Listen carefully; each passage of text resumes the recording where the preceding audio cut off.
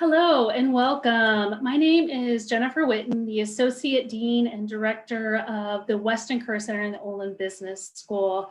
For many years, I have worked with people of all different backgrounds and experiences to pursue their careers. And I've had the opportunity to also work with many people as they think about graduate school and how that would help them reach their career goals. So on behalf of the WashU Alumni Association, I'm excited to welcome our alumni, parents, and friends to Is Grad School a Good Move for My Career?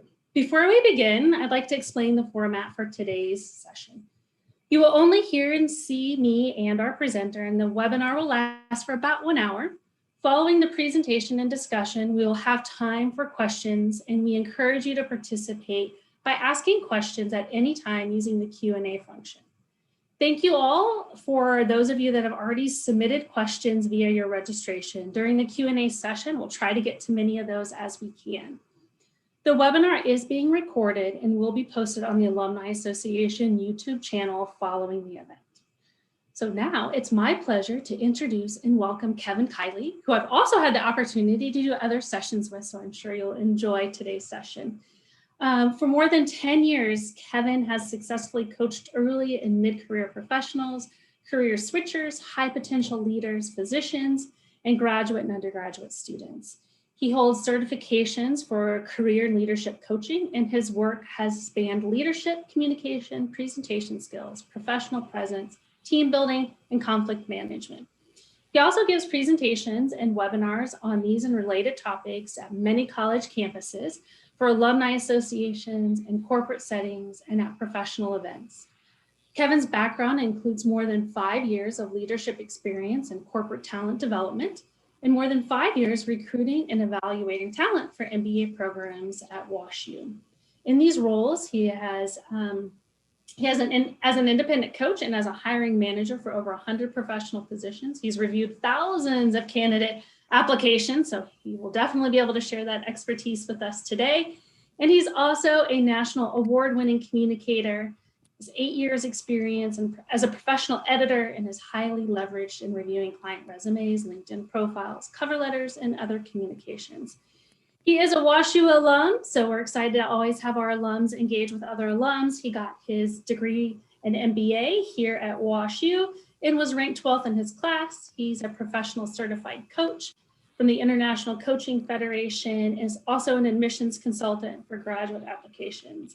He coaches clients throughout the world while he is based in his home office in Dallas, Fort Worth. So please join me in welcoming Kevin, and I look forward to your presentation today. Outstanding, Jennifer. Thank you so much for that warm introduction, and thank you to WashU for having me here once again. WashU is a place that's near and dear to my heart, and it's always a pleasure to be speaking with my fellow alums about things related to grad school and related to careers. So thank you very much for the opportunity. I want to get right into things here. If you've been to one of my presentations before, you've probably heard me say something along these lines, but this is another thing that is directly related to the topic of hand, and that is grad school a good move for my career? So when we're thinking about grad school and grad school applications, that sort of thing, in my years of being both an admissions director and now coaching individuals on grad school admissions and their applications, there is a mistake that I unfortunately continuously see happen a lot. And the question is what is the biggest mistake that prospective graduate students can make among these four? Jenna, if you wouldn't mind launching that poll for us. And to be clear, all four of these that are shown on the slide are in fact, of course, errors that would be things you don't want to do, things you want to avoid. But the question is what's the biggest one? What's the most critical of all these mistakes that prospective? What do you think it is? Again, if you've seen me do this presentation, or not this presentation, but if you've seen me present before, I talk about this a lot because, quite frankly, it is just that important that you get this right. We'll give it another couple of moments here, and then Jenna, once we have a critical mass, if we could pop through the results, we'll see where everyone's minds are at. Here we go. Okay, 73% say not doing adequate research before applying. Congrats, very good.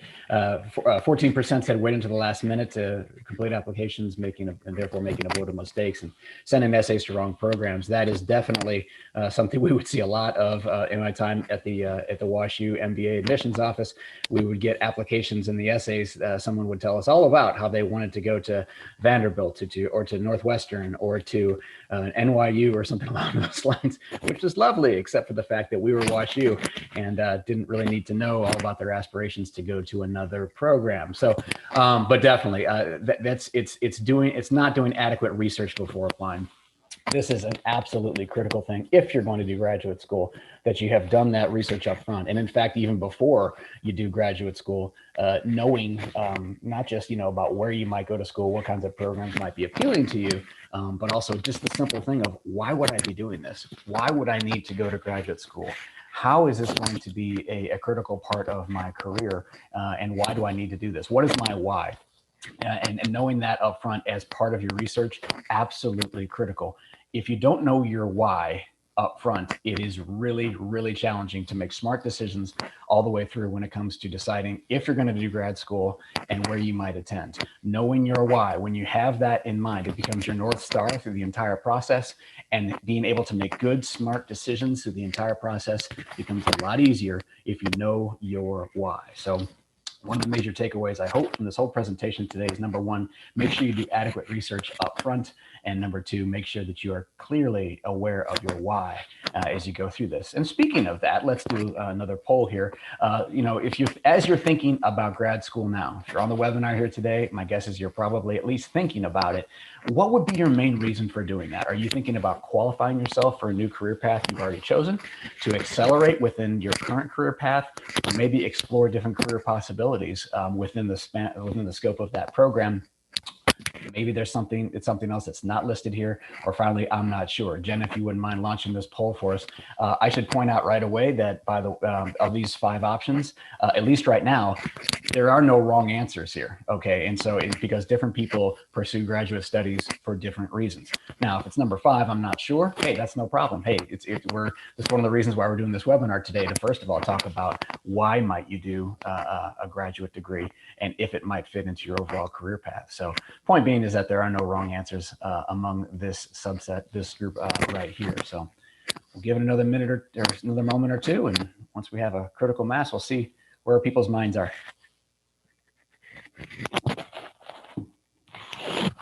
All right, here we go. Let's see. The majority to explore different. Okay, to explore. Okay, that's 38%. I'm going to mark that down here, because this could come up again later. 33%, a close second, to accelerate my career growth in my current career path. Very good, very good. Okay, that's good. And nobody said I'm not sure. 14% said something else not listed above. That's good. I appreciate that. There are potentially an infinite number of reasons why you might pursue graduate studies. And these 3 things that are specifically listed here are in no way an exhaustive list. But thank you. That is good to know. It's a pretty good spread. There are people who are interested in both accelerating and exploring career opportunities. And then there are other visuals thinking about qualifying for something new. So that's good to know here on the call here. So thank you very much for sharing this. I would suggest that if your answer or your response to number 1 or 2 is, again, or that was your response to qualify to accelerate, I would ask you as a follow-up, how do you know that? How do you know that, given the set of experiences that you have right now, plus a graduate degree, would enable you to meet those career outcomes, or be very likely to do that? Because sometimes, well, it's been my experience that sometimes people make assumptions around that. If it's number 3, to explore different career possibilities, how do you know that grad school is the optimal setting for you to do that? There are a lot of different ways that you can explore various careers without taking the step of all the way, the big step, if you will, of going to grad school. So are you sure? How do you know that grad school is the optimal setting for you actually to do those explorations? Maybe you've done that research already. Again, here it is again, doing your research up front. Maybe you've done it already, maybe you haven't, but I would suggest that this is such a potential major commitment that if you did it, you want to do that up front. Two assumptions for today's webinar. Number one, we're talking about graduate degree for career enhancement, not for just your learning and edification. The overwhelming majority of graduate students are doing this somehow, some way somehow to enhance their career for one of those reasons listed on the previous slide, maybe some other reason why, but it's not just because they really love physics and they want to get a PhD in physics just for fun. If you're that person, awesome. That's great. But we're talking today about grad school as it relates to career enhancement. And number two is the other assumption is that you actually have a choice in this matter. There are certain career paths where if you're doing it, you are going to be getting some sort of graduate degree, whether it's a master's or a doctorate or something along those lines. A classic example would be law and medicine. Medicine, guess what? If you want to be a doctor, a medical doctor, you're going to need a doctorate. You're going to need an MD or a DO. There's really much no choice on that. But the assumption for today is you actually have a choice given your intended career path or where you think you're going. So this decision is highly subjective. There are good reasons to both going to grad school and not going to grad school. I hear a lot of this whole thing about people, their number one motivation for going to grad school seems to be that, well, all my classmates from undergraduate are doing it, or everybody at my company who's been here for 2 or 3 years is like, they're all leaving to go to grad school. So I guess I should do that too. This is the herd mentality. I would encourage you to avoid this. This is your decision and no one else's. Okay. There are good reasons for both going to grad school and not going to grad school. You're not going to come out of this webinar, unfortunately, with the single one right answer to this question. There's no such thing. I can't give you that answer. Only you can decide this for yourself. There is no one single right answer to this whole thing, unfortunately. But I'm going to give you some things to think about, both for and against going to grad school. And yes, Jennifer was able to give me that wonderful, warm introduction, giving my background. I think, yes, I worked as an admissions director at WashU in the Olin Business School. Yes, I've worked in corporate talent development. I have the exposure to both sides of that. But you're not going to hear me try to convince anyone today that, yes, you must go to grad school, or no, you don't have to go to grad school. It's completely up to you. I'm going to give you 5 reasons for pursuing grad school, 8 reasons to not pursue grad school, some ways you can solidify your decision. You can do more research around it so that you're making a smart, sound decision for you and for your career. I'm going to talk a little bit about paying for grad school and 3 specific case studies just to give you some additional sort of food for thought about how you can potentially approach it. We'll leave time for a Q&A at the end. And I hope you are submitting questions through the chat, and look forward to hearing what's on your minds as well. I'm going to move fairly quickly through this presentation because we've got a lot to get through. So a little bit more about me. Jennifer gave me that great introduction. Again, I've got the background on both MBA admissions side.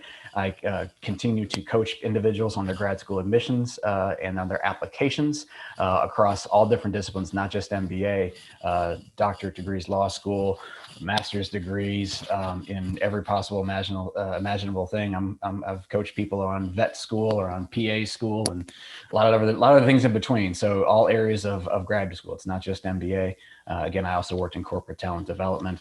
I have my own career consultancy called Career Roadmap that we do career coaching, leadership coaching, that kind of thing. Everything from what do you want to do next in your career, all the way through the job search process, through negotiation, and everything in between. I also am part of Grad School Roadmap that is much more aligned with grad school admissions.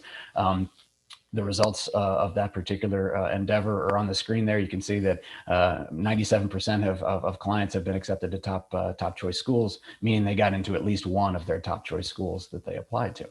So if you're interested in contacting me to talk more about these things, my contact information will be at the very end. You can also find me on LinkedIn. I'm big on LinkedIn. Please look me up there. I'd be happy to connect with you. I'm always happy to connect with a fellow WashU alum. So before we dive into the specifics of that agenda, I've got one more poll to talk about here. Let's talk about what kind of degree are you most seriously considering at this point. Again, we're not talking this is set in stone. This is just, okay, what are you thinking about right now? And you might be thinking about more than one of these things, by the way, but which one are you most seriously considering right now? That'll be good for us to know, and for me to know as kind of I go through this, if I can have any specific ideas around where sort of the overall audience is thinking right now. relative to that. So Jenna, if you would please launch this poll, and we'll see where the audience is. Law school, medical school, business school, I'm lumping in both MBAs and specialized masters there. Specialized masters are usually a master's degree, in supply chain management or finance or accounting or something along those lines. It usually takes less time than an MBA. Some other masters, a doctorate, or I'm not sure. Again, nothing wrong with saying I'm not sure at this point. How we look, Jenna? Look forward to those results. Here they come. Ooh, okay. Pretty strong middle ground here. We've got roughly a little over a third, 37% of master's degree in some other discipline, not business. And then a third are thinking MBA. So that is 33 is MBA. That is good. A little over 11% is thinking about a doctorate. And we got a few other things in the mix here. 7% we're saying, I'm not sure. I appreciate your candor on that. That's fine. It's part of the reason why we're here today. So, okay, so let's jump right into this. 5 reasons to pursue grad school. So first of all, the number of degree holders is a really interesting one here as far as the number of graduate degree holders. It is highly likely that your competition for your next job is going to have a graduate degree. And so from a competitive standpoint, if they do and you don't, and if that's valued by the employer, that immediately gives them some sort of an edge when they compare you against that other individual, right? Makes sense. Going back, this is something from the New York Times from 2011, talking about the master's. This is what they said 10 years ago. 10 years ago, the master's is now the fastest growing degree. The number of award has more than doubled since the 1980s, and this rate is quickened substantially in the last couple of years. Again, that was 10 years ago. More recently, look at this data from the U.S. Census Bureau about the number of degree holders across all the different areas of higher education, all the way from a bachelor's degree through a doctorate. A couple things to call your attention to here. First of all, look at second from the left here, master's degrees. That number has more than doubled from 2000 to 2018. Same thing on the far right. If you look at doctorate degree, they got the same thing. It more than doubled in the course of less than 20 years as far as the number of degree holders. That's the first thing to notice. Second thing to notice is look at the far left. We're talking about a bachelor's degree. There's nothing wrong with having a bachelor's degree, but the number of people who have a bachelor's degree, look at that growth over that 18-year stretch. Okay, the takeaway on that is that the bachelor's degree, your undergraduate degree, is less of a differentiator than it perhaps once was. And you got all these individuals who are also pursuing graduate degrees. So just all things to be thinking about there. There's just a lot more graduate degrees out there, and we are all competing with all those other individuals for jobs. Something to think about. Increasingly desired by employers. Of course, it makes sense that employers see all these other individuals out there who now have graduate degrees. We've seen something in the hiring market to a degree that we, no pun intended, that was a degree inflation. Where jobs that once, if you will, only required an undergraduate degree now require a master's degree or prefer a master's degree. This is something from Fast Company about 5 years ago, just pointing out more employers looking to hire candidates with advanced degrees than ever before, talking about how the master's is the headline. The master's became the new bachelor's in the hiring world. From that same article, 27% of these employers that were in this career builder poll recruiting those who hold master's degrees for positions that used to only require an undergraduate degree. And so this is just more evidence that it's increasingly valued by employers. Here's straight up data from the U.S. Bureau of Labor Statistics, talking about, again, the overall growth rate and the fact that more employers are looking for people with master's degrees for jobs that they once were looking for individuals with a 4-year undergraduate degree. More data right here, just more of the same. Again, it just talks about the projected growth. So this is actually looking forward. This is from 2016 to 2026. And look at the second from the top, the master's degree, or the very top one, doctoral or professional degree. Those are the fastest, as far as the growth rate, those are the 2 fastest growing ones. So that's what I mean by it's increasingly desired by employers. And again, getting back to the first point, and that is there's simply more of those degrees that are out there. Salary and unemployment data, the third reason to pursue graduate school. Overall, not universally, but overall, individuals with graduate degrees are more likely to earn more salary and are less likely to be unemployed. And this goes back quite a ways. This is graph shows from 2000 to 2019. You don't have to look too deeply into this, but basically the line at the very top there, that purple line, is people with an advanced degree, something more than a undergraduate degree, and you can see their earning potential. The next one underneath that, that kind of brownish colored line, is bachelor's degree only. And you can see that even from over these past 19 or so years, there's a pretty good distance between the two. They both consistently slowly grown, but those with an advanced degree has stayed ahead of pace with those with a bachelor's degree. Plot that data versus the unemployment rates. This is from 2019, and you can see that it's an inverse relationship. The more education one has, the more likely they are to not be unemployed. No guarantees. Just because you have a graduate degree doesn't mean that you can kiss unemployment goodbye. I'm not saying that at all. We all know people who have very advanced degrees who are not working right now, and we have people who don't have any degree at all who are very happily employed and are very secure in their job. So I'm not saying that there's any kind of guarantee. We're saying overall less likely to be unemployed the more education you have. Fourth reason to pursue graduate school: you're in a field where a graduate degree is expected for advancement. This is a little more nebulous, but you can look around you and you can make some pretty strong determinations. Consider the kind of job that you might like to have next. Do people in that role, do most of them have a graduate degree, or do some have that graduate degree? If it's some, maybe if you get a graduate degree, that could be a differentiator for you. Or possibly maybe that market is sending you a signal that in fact you really don't need to have that graduate degree, that it's just simply not necessary for advancement in that particular role, or to have that kind of position. Again, look around. LinkedIn is a great place to scope this out, by the way, and job postings too. We'll talk about that a little bit later. Finally, this is one of the options we talked about earlier, talking about helping qualify for a new career. Sometimes it's a very clear career path, like we talked about with medical school, in many cases a law degree, although a law degree doesn't mean that you're going to necessarily have the typical, if you will, lawyer career or attorney career kind of thing. You can take a JD and do a lot of things with that. But for the most part, people who are, getting a JD are going to the law profession. Medical school is a really good example of this. Again, it's a very clear career path. Sometimes it's not so clear though. An MBA is a great example of that. There are a lot of careers that an MBA can potentially help qualify someone for. And so, remember too, that the job market is evolving, and that job that you're thinking about right now might be in a very different position in 5 years or 10 years. And your ideal role, or the job that you're going to have in 5 or 10 years, it may not even be around today. The world is changing. The world is changing rapidly. And so having an education can help you sort of be nimble and shift with the changing needs of the job market. So I think that's the biggest point, though, of this whole thing, though, is that just understand that most often a graduate degree can be part of your career development, an aspect of your career development. Very rarely is it going to be sort of that magic wand that automatically, catapults you to a wonderful new career automatically, if you will.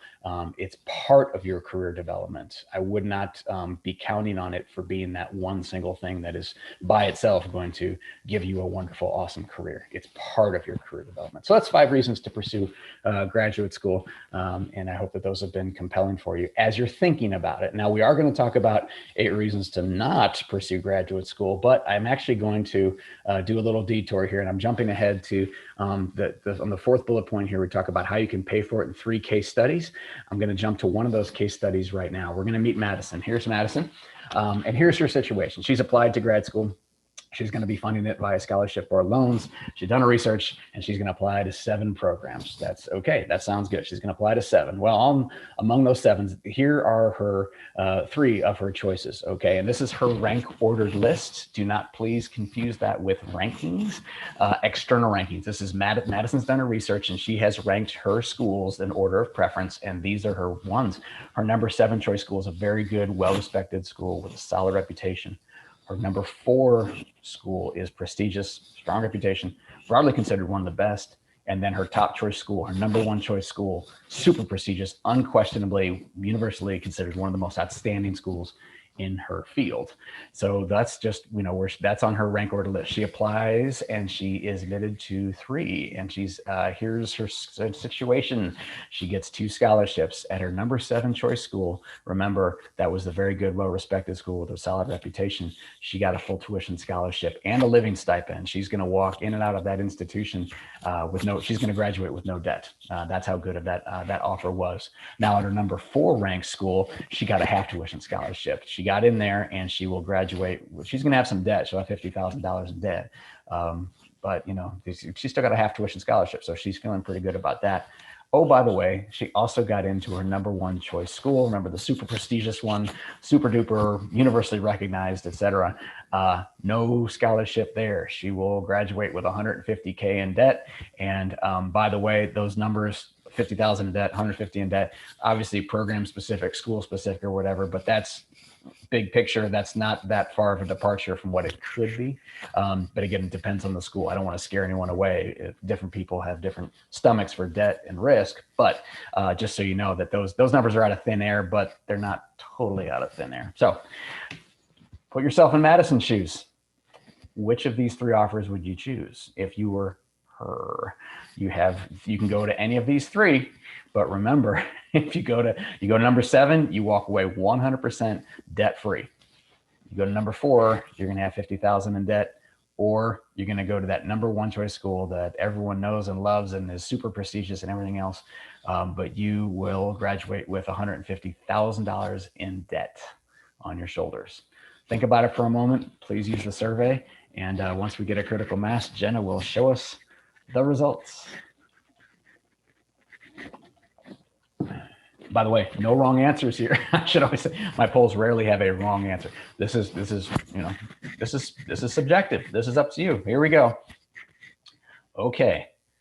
All right. So 46% went with the number 7 choice school. So that ability to walk away with no debt is highly, highly appealing to almost half of our audience here today. 38% said their number 4 choice school. They kind of split the difference, if you will. And 15%, 1-5, went with the number 1. They're like, you know what? I'm taking on that debt. I want to go to that school. I want to have that experience at the top choice school. That is awesome. Thank you very much. That's really good to know. So heavily weighted towards a little less debt, but we do have some people who are going to that number 1 school. We will come back to this, but I wanted to kind of get your minds thinking about sort of the payment side of this as well. So let's transition. 8 reasons to not pursue graduate school. So first of all, you're in a field where a graduate degree may not be necessary. And I have 2 examples here, public relations and human resources. And before anyone jumps down my throat because they work in public relations or human resources, let me just say, I myself have worked in public relations and human resources. And I can tell you that you don't need to have a graduate degree for these particular professions. Okay. Could they help? Absolutely. But do you need it? And that's not the case. I know this firsthand. There are many other examples, but these are just 2 that I happen to identify. Again, partially because I've worked in both of those fields. There are others. So in other words, just understand that not all fields require a graduate degree for advancement. Some do, some don't. In a field where other credential is more valued, whether that might be accounting or IT, there are other areas as well where some sort of online credential, some sort of certificate program, a badge, a token, a whatever, all these different things that are coming out there that the market can recognize as you being qualified in a particular area. So it's not all necessarily about the graduate degree. There are certifications and licensures and all different other kinds of things that are also very powerful along the same lines as a graduate degree, but that are not graduate degrees. So depending on your profession, it's simply, there might be some other credential that you might pursue that will kind of get you to where you are going in your career. So something to think about there. One other reason to not pursue graduate school is if you're thinking about, you're probably going to make a major change, perhaps 5 to 10 years off. Does it make sense to do a graduate degree now if you're going to be making a major change along that timeline? Again, very subjective question right there. But if you're not in it for the long term, you have to think about a graduate degree as usually as an investment in your career. If you don't have the longevity in that area of your career, the question is do you have the time horizon to actually realize the return on that investment? Something to think about. Okay, fulfilling careers and moving up are two different things. This is something that I needs a little special attention. So let's take a moment. There are other ways you can have a fulfilling career other than simply moving up in an organization. This is a book by Dr. Beverly Kay. She is a guru when it comes to career development, and she has written this book, Up is Not the Only Way, along with her collaborators. This is a great sort of illustration within this book of, again, up is not the only way to lead to career happiness and lead to career fulfillment. Definitely recommended reading if you're thinking about that. In other words, another way to put it is illustrated by this book by Angie Noel, which is Leadership, Love It or Leave It. Basically saying that, if you're in leadership or you're thinking about leadership, if that's the kind of thing that doesn't really energize you, or if you're not fully 100% committed to doing leadership, then maybe you should rethink it. Leadership, the point being is that leadership is not for everyone. And just because people are, this whole notion of climbing the ladder and that kind of thing, not for everyone. If that's what you want to do, then great, do it. Okay. But just give yourself permission that, you know what, a fulfilling career and moving up the ladder are not synonymous. They're two separate different things. Here's an opinion piece from Susan Cain, who's written several books, but this is basically talking about the fact that the world needs more followers and this romance theory of leadership. And again, we're talking to someone who right here was a former MBA admissions director in the business of training future business leaders. The world needs leaders. The world also needs followers. And there's nothing wrong with being in either one of those camps. The question is which one are you? And recognizing that and have that self-awareness and managing your career in an appropriate manner. Don't necessarily think that you have to move into leadership in order to advance your career. It's just simply not the same thing. You do want to advance, and there are other viable ways. Now, reason number 5 to not pursue graduate school. There are other viable ways, such as your company may have an internal program for developing individuals. There might be stretch assignments. There could be other volunteer opportunities. There's all different other kinds of ways to potentially get the experience and exposure that you need to advance your career other than going to graduate school. Grad school is not the only vehicle for doing that. Timing is not good. Reason number 6, there's, hey, life happens, right? There are things that happen, and, maybe now is not the best time to do it. Or maybe you're thinking that big picture that you may not ever have that right or optimal time. Okay, acknowledged. I can also tell you that having worked with literally thousands of prospective graduate students, that there's rarely that one sort of perfect time where, the stars align and the clouds part and the sun shines through and it's like, oh, this is the perfect time to do it. It just doesn't happen that way. And so at some point, if you're serious about doing this is something you truly want to do, and maybe it is, maybe it isn't. At some point, you just might have to make some accommodations. You might have to move some things around, shift your priorities for a little while you pursue a graduate degree. So there's rarely that one sort of perfect time to do it. Number 7, you're basically just lost in your career and you think that somehow grad school is going to be that, magic wand that's going to reveal all the answers for you. It is possible to do some career exploration within grad school. It depends on the graduate program, by the way. But within some programs, you might have that ability to sort of within the program itself do some exploration. But that is some exploration.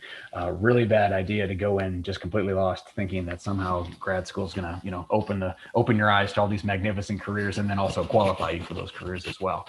Really good to have done your research, here it comes again, up front, and to know your why going into the whole admissions process and the school evaluation program process and that sort of thing. Doing your research up front. And then finally, the 8th reason not to pursue graduate school is basically, this is for individuals who might still be an undergraduate, or maybe you are in the real world, I don't know. You just don't want to face the real world yet. You just want to stay in school for whatever reason. That's a real bad reason to go to grad school by itself. And so these are 8 reasons to not pursue graduate school.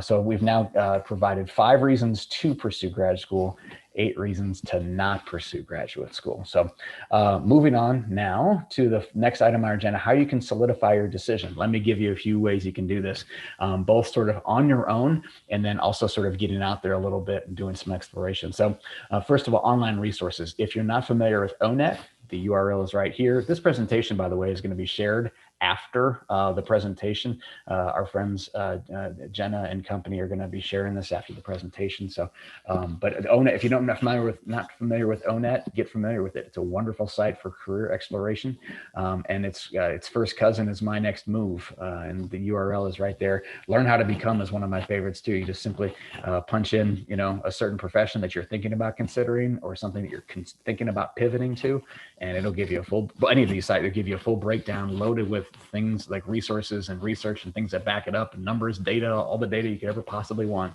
about the various professions, what kind of education you need to get into it, what the career outlook looks like over the next several years, and lots more information so that, again, you can make an informed decision on this, and also get a bit of a sense about whether or not grad school might be something that you would pursue as part of pursuing this kind of career. In the real world, I mentioned LinkedIn earlier. I hope that everyone on this webinar today is already on LinkedIn. If you're not, do yourself a favor and get on there yesterday. It is an absolutely essential place to be if you are managing your career for a number of different reasons. It's not just your online resume. There's a whole lot more to it on LinkedIn. So that'll be my one quick pitch about that. But you can go in there and you can do some searching. If you're considering a certain kind of career, you can go into LinkedIn and look at individuals who have that kind of career now, and look and see what kinds of career paths they have taken. Reverse engineer it, see what kinds of qualifications and education and experiences and all these different things that they had about the time that they got into that job that you are thinking about doing. You can do that again on your own. Then when you're talking about getting out there, leverage your own network, reach out and create new contacts, conduct informational interviews, talk to individuals who are in the kinds of roles that you're just thinking about right now. You're not committing to anything, but get out there and talk to people, have conversations with them, and ask them about their career and how they got there and what the outlook is, and would they recommend it, and what they wish they would have known when they started this career path, and that sort of thing. When you're doing this sort of research, both on LinkedIn and having informational interviews, we're looking for trends. We're not looking for isolated instances. We're not looking for that, high school dropout who started a multi-billion-dollar startup and, didn't even need an undergraduate degree. We're looking for trends when it comes to things. When you start to see those trends, that can point to what you might be thinking about doing as you pursue a similar kind of career. Job postings, again, that's where the rubber meets the road, right? Go, and as you're thinking about various different kinds, hey, have some fun with this. Go to job boards, go to places like Indeed.com or LinkedIn's job board, or to a company's job board.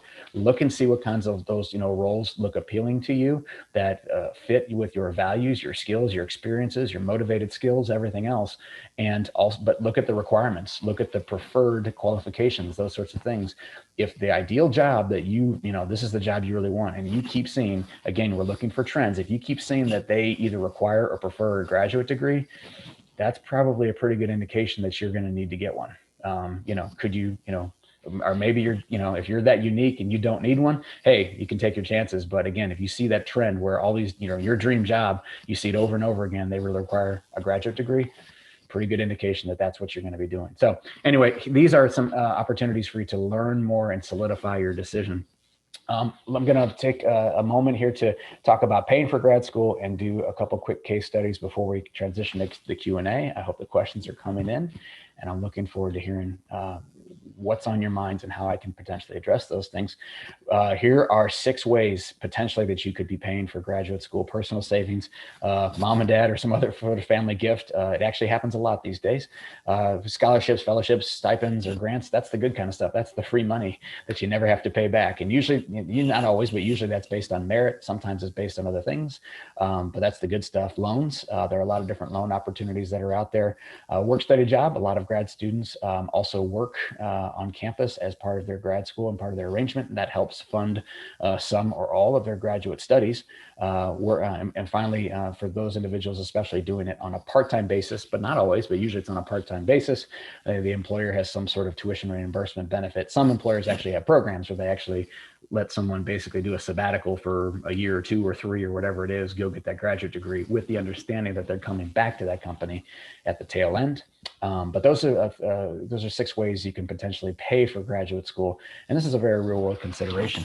Even if you were to do a PhD program where you're probably going to have, a stipend that's going to cover your tuition, what about your room and board? What about your groceries, your car payment, all those different sorts of things?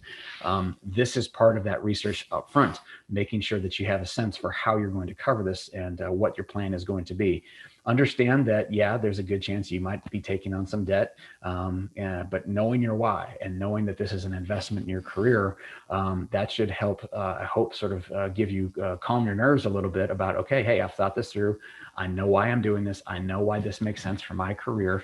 And yeah, I might take on some debt, but I'm comfortable doing that because I'm confident in that this investment will pay off. Why? I'm confident because I've done my research and I know why I'm doing this. Okay. Case studies. Let's talk about Ashley. Ashley's been a recurrent company for 3 years. She likes her job, sees her there long term, wants to move into positions of greater responsibility, and everyone around her at her company and her functional area around has master's degrees. Now for Ashley, she's researched this, and at her top choice school for the part-time program, it's $30K a year and it's for 3 years. Here's how it's going to happen. Her company's tuition reimbursement program is $5,000 a year. She and her supervisor negotiated that they're going to cover, the company's going to pay, they're going to cover another $5,000 a year. And upon graduation, here's where she's going to have to owe them some time back. She's going to have to stay with the company for 3 years. That's twice the usual length of 18 months. Almost every tuition reimbursement program, by the way, you're probably already aware of this, but just to be clear, most tuition reimbursement programs have some sort of commitment on the tail end that if you're going to use that tuition reimbursement, you will owe the company time after you complete your last class. That's typical. And she's going to be promoted when she finishes her grad degree. She's going to be promoted. She's going to get a raise of $10K a year. Not too bad. The $10,000 a year tuition out of her savings, and she covers the other $10,000 through loans. So she's got basically $5,000 a year from her company. I'm sorry, $10,000 a year from her company, $10,000 out of her own savings, and $10,000 in loans. That's how Ashley chooses to do it. So she goes through graduate, and then by the way, this could be an MBA, this could be a master's degree in engineering, it could be a lot of different things. It just is, this is a lot of different things could apply here. She takes that raise that she got and she puts it all toward paying off her loans because Ashley is smart. She also rebuilds her savings. And the bottom line for Ashley is that 3 years after graduation, she's debt free. She has her master's. She's been promoted. She continues to have that higher salary. And in theory, she could go to a different company if she wanted. So not a bad deal for Ashley. This was a great setup for her, but this is not a great setup for everyone. Not everyone has that kind of relationship with their current employer. Not everyone, is willing to stay with a company for that much longer after they finish their graduate degree. This worked really well for Ashley, but just because it worked well for her doesn't mean that it would work well for you. But this is just one case study of how it could potentially be done. And by the way, that whole thing about negotiating with your employer for more tuition reimbursement, I would definitely encourage that. You'd be surprised what you might be able to get if you simply ask for it. But that's kind of another story. Next case study. Here's Tyler. Meet Tyler. He finished undergrad 6 years ago. Sky high GPA. So he's a smart guy on paper anyway. He has a job, but he's unhappy with his career. He's not sure what he wants to do. A lot of his friends are getting MBAs. They seem happy. And so Tyler decides, hey, what the heck? I'm going to get my MBA too. Now, he doesn't have as much savings as Ashley did. So he's willing to take, and he's not willing to take on debt. Tyler decides that his number one priority is cost. So he Googles low cost MBA and he's delighted to find a lot of options. Plus they waive the GMAT for him and he can finish in a year. Ooh, sounds pretty good, huh? So he applies to 3 local programs. He's quickly admitted to all of them. His parents covered the $12,000 in tuition. And it turns out not only that, he's going to be able to knock out an MBA in 10 months. Pretty good deal, I guess. He leaves his job, becomes a full-time MBA student after 10 months. Lots of hard classes, pretty intense 10 months. He graduates. So Tyler now has an MBA degree. Well, Tyler still doesn't know what he wants to do. The 10-month program the intensity of that program didn't allow for much time for career exploration. And they didn't have much career support. They didn't have Jennifer Witten and her team backing him up and helping him out with career-based decisions. And most of his classmates were there just to simply check the box that they had an MBA. And so they really didn't have much time or effort or desire to really help Tyler out with networking or anything like that. So he didn't really benefit much from them. Tyler made a number of classic mistakes in his process. He lost sight of, he didn't have a good why, and then he decided he wanted to low cost the whole thing, and he really didn't know why he was doing it in the first place. His why was completely, in outer space. And by the way, just because you can do something for low cost doesn't mean that's a good choice. In very rare circumstances, it might be an okay choice. But just always keep your why in mind and let that drive your decisions. Okay, last case study before we get to questions. Getting back to Madison real quickly here. Remember, she had those 3 choice schools. We had the breakdown earlier about the number 7, 4, and number 1 choice schools. I'm going to throw 2 additional wrinkles at you here. Number 1 is that Madison does additional research, and she's researched the starting salary. This is information that the Career Center made available to her.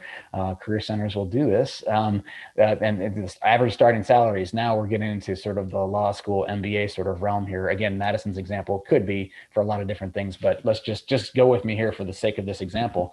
Now we know that based upon the nature of these programs, the prestige of the schools, whatever it might be, that the average starting salaries are, as we see highlighted on the screen right here. So Jenna, if we launch our final poll, we'll do this fairly quickly. Now, which one would you choose? Because now, look at that. I mean, think about it. If you went to that number 1 school, yeah, you have that much debt, but you'd be making, again, on average, this is an average starting salary, no guarantees. Now we know that there might be more salary to be made on average coming out of that number 1 school than the other ones. Again, there are no guarantees here. And there are people who come out of top ranked schools who don't make good money. And there are people who go to very average schools who make really good money. But this is overall, this is the data. What I'm curious to see here is if this will change anyone's minds. So Jenna, once we have a critical mass, let's see if we changed any minds with this additional data. We definitely did. So the number 1 choice previously was number 7. That was and now we only have 9% going there. And now we had a hard shift to number 4, number 1. Number 4 is now at 59%. That's the majority. Number 1 choice school is now 32%. That is, thank you for that. And I've used this poll and this wrinkle to illustrate that oftentimes this sort of salary data is available. It's not always, but it is available. And you can sometimes look at data sources out there and do some extrapolation around what the compensation might be. Understanding that, of course, it's an average. It's not something that is permanent and guaranteed. But as part of doing your research up front, think about career outcomes. That is something, I mean, again, if you're doing the assumption of this whole webinar is that we're doing this for career development, right? Well, if compensation is part of, how you evaluate programs and where you might go and whether or not this might be the right thing for you, if there's data out there about starting salaries for the graduates, I would think that would be could be a major driver in where you decide, if you decide to go to graduate school, where you choose to apply, and ultimately where you choose to matriculate. So, so last little, backwards there. One more little wrinkle here, by the way, and I don't have a polar on this, but just to sort of turn the ship the other way. Halfway through Madison, this is another scenario. Halfway through Madison's program, the economy unexpectedly nosedives into a severe recession. This happened, by the way, in 2008 when I was at WashU in the MBA admissions office, and all of a sudden we went from a very robust jobs economy to one that was not good at all. And so now, we have these average starting salaries when everything's looking rosy, but now all of a sudden, through no fault of Madison or anyone else's, all of a sudden the economy is just no bueno. And it's like, okay, now what do we do? And so just understand that, as you make these decisions, yes, know your why. Yes, do your research up front, but understand that there will be things that are going to be outside of your control. There's no guarantees here.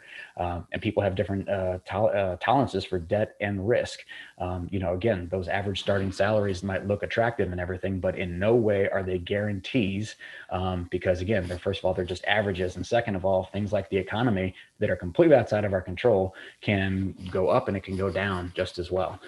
So this all things that you, control what you can control, do your thorough research up front, and overall make sure that you keep in mind that this is your decision, no one else's. Okay. You have to make the decision that is best for you. I would be very encouraged if we had a really good split on this webinar here today of participants, that if it was like a 50-50 split, like half of you decided that yes, I should be doing graduate school and 50% said no, I shouldn't. If it was something else, that's fine. The ultimate thing is, though, I hope that you choose something that is best for you and not for anyone else. It's your decision. No one else's. No one else can tell you what the best decision is. I appreciate your kind attention. This is my contact information. You're more than welcome to email me at kevin@careerroadmap.com. The two websites are there. My LinkedIn URL is right there. It's Kevin M. Kiley. It's very easy to find me on LinkedIn. Again, always happy to connect with fellow WashU alums. I really appreciate your kind attention. I do this sort of speaking thing for other universities as well, but I'm never so proud to do it for WashU. It's so proud to do it for WashU. This is the best as far as I'm concerned. If you're part of a professional organization that would need a speaker of some kind, let me know. I do this all the time and I'm very happy to do it. Jenna, thank you very much to you and your team. And Jennifer Witten, looking forward to our questions. Great, thank you. So I'm going to start off with some of the questions that came in prior to the session, and I hope we can get to as many as we can. And there are a couple questions around this theme around, is this program worth the money? All right. Are online master's programs worth the money? And how do I decide which one is the best for me? Yeah, good point. So our online master's program is worth the money. The answer is maybe, because first of all, so one of the big takeaways that we obviously have from this webinar here today is that this is a very subjective thing. And knowing your why is just so important. If we don't know the why, it's really hard to make good decisions. And the question I would sort of pose back to someone thinking about an online program is, okay, what is it that you're hoping to get out of your graduate degree experience? And online programs have come a long way since where they were 15 or 20 years ago. And I probably would have answered this question differently 15 or 20 years ago. There are some really good online programs out there. The question is what would you get out of those programs above and beyond what you would get from a traditional brick and mortar programs? What would you miss out on potentially because it was just an online program? And quite frankly, does that matter to you? And then once again, knowing your why and knowing why you're doing this is really important. I think that most individuals who have been through online programs would tell you that inherently they do lose a little bit of the sort of the natural sort of, if you will, touch points that you have with your colleagues, your faculty, the staff at the overall organization and that sort of thing. And again, there are many graduate students who would submit that a graduate program graduate school is as much about what happens outside the classroom as what happens inside the classroom. And in an online program, could you potentially replicate that? But again, that having been said, there are a lot of really good online programs out there where you can get a really good education. And so how can you analyze that? My best advice for you on that is to talk to current students and talk to recent grads and find out. And you, again, if the school doesn't make them available, you can ask for that. If readily available, you can ask for that information, or find them on LinkedIn and, ask the really important question. The key question is what do you wish you knew going into it that you know now? Number one, and number two is if you could make the decision all over again, would you choose the same program? Great, thanks. So, the trend of a lot of research is important, talking to people, whether it's online, I see some a full-time MBA, part-time. A lot of this is going to be centered around what it is that you hope to achieve out of that experience. So thank you. We've got a question that came in before and one I see in the chat, and I feel like this is a hot topic. The value of an MBA. And, there's a lot of articles and different things that you might read that's changing over time. Yeah. I know I've got an opinion, but I'd love to know thoughts. Are you seeing that change? I want to know your opinion, Jennifer. You're the one who works with MBAs on the career side every day. My opinion is that unfortunately the MBA is, the MBA is still a very powerful degree, and I am a big advocate for an MBA, if nothing else, because I hold one myself.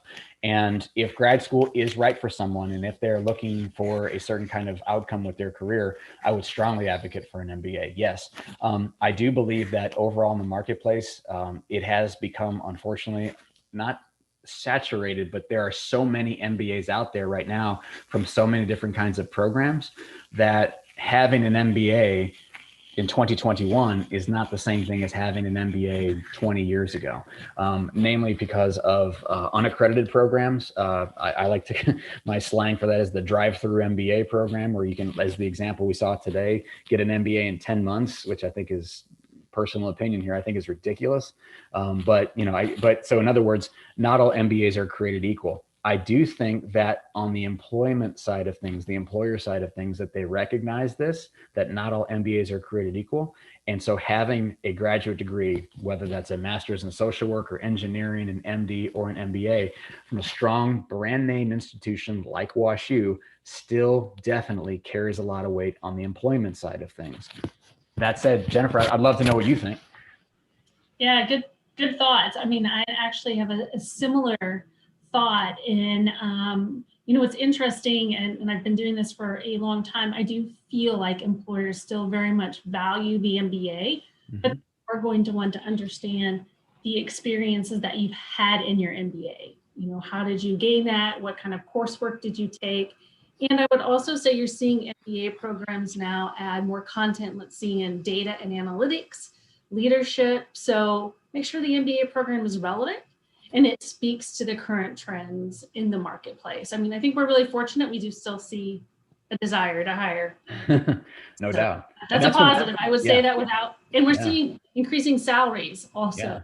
Yeah, that stayed pretty strong recently, hasn't it, Jennifer?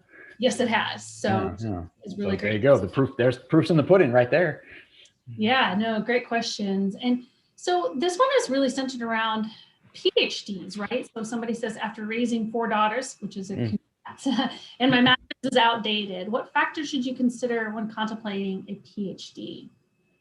Okay, so someone has presumably been perhaps out of the workforce for a while, raising, I think it says 4 daughters, and is thinking, and master's is outdated, and thinking about a PhD. Okay, so workforce reentry for people who have been out for a while is a pretty common thing. And I know that one of the things that employers are going to be looking for when it comes to those kinds of individuals is, how have they been staying current? How have they been staying relevant? If someone has been out of the workforce for 5 years, 10 years, 20 years, whatever it might be, that by itself is not, is not a major problem. The question is have you been staying plugged in? Have you been keeping your skills current? Do you still know your way around basic computer programs that, that you're going to, are you still, fluent in Excel, and, is Outlook going to, throw you off? Have you kept your skills current? I would be very curious to know, when you say that the master's degree, you feel like that it's no longer, I think you said, is as relevant or as strong as it once was. I don't necessarily know that you have to take the next step of going all the way to doing a PhD. A PhD is a major commitment, and, depending on what area you're going into, could be 4 to 7 years of your time. And and there are other doctoral degrees that are available out there too. It's not just a PhD. So what I would suggest is that for anyone thinking about reentry into the workforce after a protracted time off, no matter what level of education you might have, the very first question I think most employers are going to want to know is, are your skills still current? And if not, I don't know that necessarily another graduate degree is the way to demonstrate that. There's a lot of different online certificates in particular to make sure that you're still staying current. And, and your things like cover letters and your networking, do you obviously still speak the language of that industry and of that functional role? And by the way, if it is the case that you want to re-enter the workforce and signal to the market that, yes, I'm still plugged in, I'm ready to go, another master's degree could be the way to go. I don't know if you necessarily need a doctorate. There are people out there who have multiple master's degrees. So it's a really good question, a fair question. I don't necessarily, I'd want to know more about why a PhD is necessarily the way you want to go. I think you have a lot of different options. Yeah, that's a good point, because it also depends on the industry, the function, and your career goals and your why. So I think we only have time for one more question, and I saw it beforehand and it came up in the chat, and it is around, do you feel like an MBA would be valuable if somebody wants to work on the business side of pharma? The business side of pharma. Well, I mean, so I'm thinking of places like Express Scripts. And I mean, I know I personally know a lot of MBAs from WashU who are at Express Scripts and doing very well. Absolutely necessary. I don't know. And Express Scripts is just one example. Obviously, there are dozens, if not hundreds, of other examples. My suggestion to you, I can't say off the top of my head. My strong leaning is that it probably is going to be something that they're going to look for. It's probably not the only way. There are people at Express Scripts who do not have an MBA. The president of Express Scripts is a pharmacist, so she does not have an MBA. But there are many other people on her team, her senior leadership team, who do have graduate degrees, and there are other things too. But at the end of the day, hey, go to their job board and see what they're requiring for the roles that you want. If you see MBA or other master's degrees there for a lot of those roles as preferred or required, then guess what? You're probably going to need one. Great, thanks. And that kind of is, I've always shared with people, it is you plus your degree that helps you drive forward in your career. So you have to look at your background, your experiences, your why. How does that degree help move you forward? So thank you so much for sharing your insights. I am so appreciative of the feedback and the advice. I know we've got more questions that we won't have time to get to, so hopefully we will see people in a future event and future programs, and we encourage you to check out the grad school and career roadmap websites that were provided in the chat, and stay tuned for more upcoming events sponsored by the WashU Alumni Association. Thank you, Kevin, and thank you all for participating today. We do hope to see you soon. Yeah, thank you.